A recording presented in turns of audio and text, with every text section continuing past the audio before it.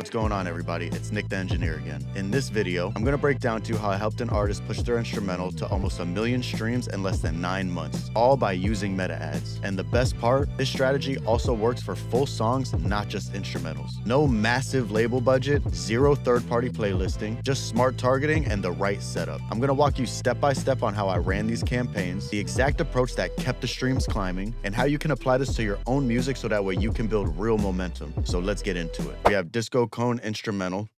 Okay, and as you could see, we have almost 900,000 streams, inching to about 1,000 streams a day, still over almost 9 months. And with this, he's gotten almost 200,000 listeners, over 4 streams per listener, 17,000 free playlist ads, almost 18,000, no third-party playlisting, and almost 34,000 song saves. Now, this is crucial, the song saves, when it comes to triggering the algorithm. Without triggering the algorithm, you're gonna have to have a massive fan base already by yourself, so that way you'll be able to drive streams. But when you drive meta ads the right way, because meta knows everything about us, we're already in a position to where they know where to put our music in front of the right listeners on Spotify just by harnessing the data that they already understand about each person that's on the platform. If we go to the source of streams, you could see here that 61%, now granted, these are not third-party playlists. We didn't do any third-party playlisting on this. This is all directly from the advertising, people putting it on their own, getting picked up organically, which is amazing, right, for an artist that's just putting out an instrumental. And as you could see, 28% algorithmic play overall. Now, in the beginning, it was way higher because of how we were running the ads, but over time, as the playlisters were still picking it up organically, this went to rise up, this went down, but still 28% organically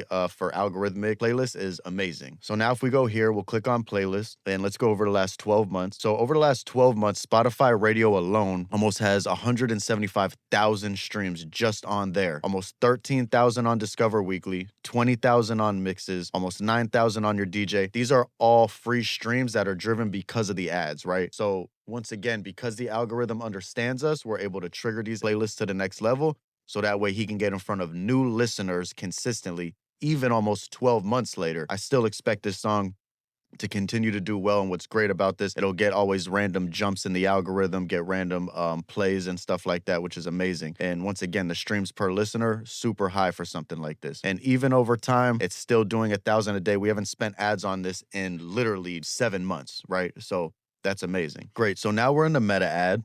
And as you can see, we have a daily budget set to $100. Now, we didn't start the ad there. We started at $20 a day. And over time, we were pushing it up so that way we can gradually, number one, get the lowest click costs before we spend more. And then to also help push the algorithm over time, as Spotify would see more traction coming from one app to another, which they can see on the back end, the algorithm. And it just helps push up those streams that you saw on Spotify Radio and on Discover Weekly. And as you can see here, we got almost 52,000 SmartLink clicks directly to our landing page, which is super crucial. Don't ever run traffic ads, always run engagement, and make sure that you're sending listeners directly to a landing page so that way you can get rid of the bots that are in between, right? There's bots all over the internet. This is the way to kind of cut off the bots to some aspect. And you can see that we got 2.3 million in reach, we got 7 million impressions, we got as low as 14 cents, right, for each click cost. And he spent almost $7,000. This was spent about over a 3-month span, almost about 2.5 months, 3 months. And from there, he was really able to gain traction. He didn't spend it all in one time. This isn't a major label budget. This was something that worked with him for the type of income that he has, right? So for him, it felt worth it, and still it's streaming to this day. And because we have almost 1 million plays, he's starting to see a return on that investment. Now we can head over to the breakdown so I can show you like a little bit more of the countries that we're essentially targeting. Now, because it's an instrumental, typically I would target tier 1 and tier 2 countries. These are countries that have higher payouts, but because it's an instrumental and I really want to trigger the algorithm the right way, and it has kind of a Latin vibe, I was super focused on pushing this essentially globally and cutting off a lot of the countries that have bots. So I'm going to go over that and show you the types of countries that I cut off, because I did a global worldwide targeting ad for this. And as you can see, Argentina, all these countries, they were all clicking. Brazil did super well. Chile did super well. Mexico, a lot of these countries, they did really well with the clicks. And then even in the breakdown, you can take it a step further. You can check out the age, the placements, the platforms, but we just set it to Instagram and Facebook. That's where we're highly focused on getting traction, because obviously that's where most listeners are. Great. Now that we're inside the ad, as you can see, I set up an auction and an engagement ad. And like we said, we had it at $100 a day, which we slowly brought up over time. No A/B testing. And we ran one ad group with 3 solid ads. The ad at the end of the day is what's super crucial. Make sure you're delivering good content and a good song. Without a good song, it's going to be hard, right? We're not magicians. We're just putting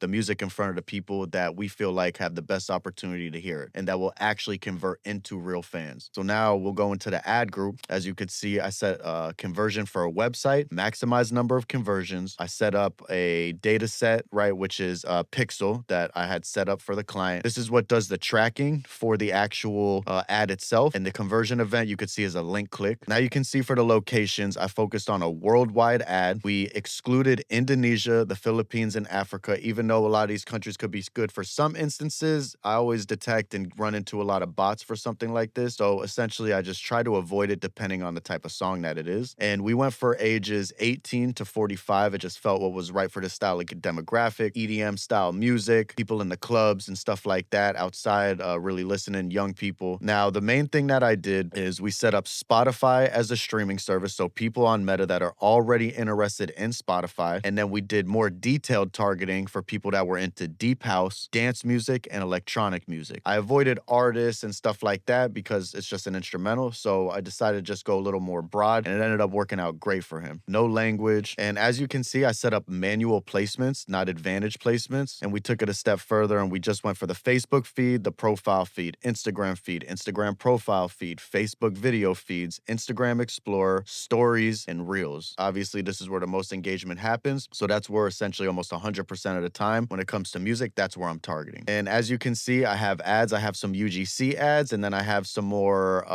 creative type of ads for this type of campaign, which ended up working out super good. UGC ads right now, they're the thing. They do really well. You can do content with your music video, but if you could also create more organic style music content to promote, it's always going to work a little bit better in the style of where everything is right now when it comes to advertising. And then you can see I sent them to a landing page with a destination at the website. I gave them a headline, primary text. The ad, he just kind of walks into a random restaurant with a big saxophone and a big cone, and he starts playing, and people they start getting mad or whatever, but he did a great job of promoting it, and the ad really ended up doing well. You can even see it got 10,000 likes just on this ad alone, right? So like a viral ad. Then for the call of action, we set it to listen now, obviously, because we're going to be going through, to send them to listen to music. And then just double check that the website event has the songs, has their pixel set up properly, so that way you'll be able to track everything properly. Now let's go over to the smart landing page where I'll be able to show you a little bit more data on how this works. Great. So now that we're here, you can see the total amount of visits were 100,000 visits to this page. 100,000 visits and 50,000 link clicks. That's a 50% engagement on an ad, which is super high.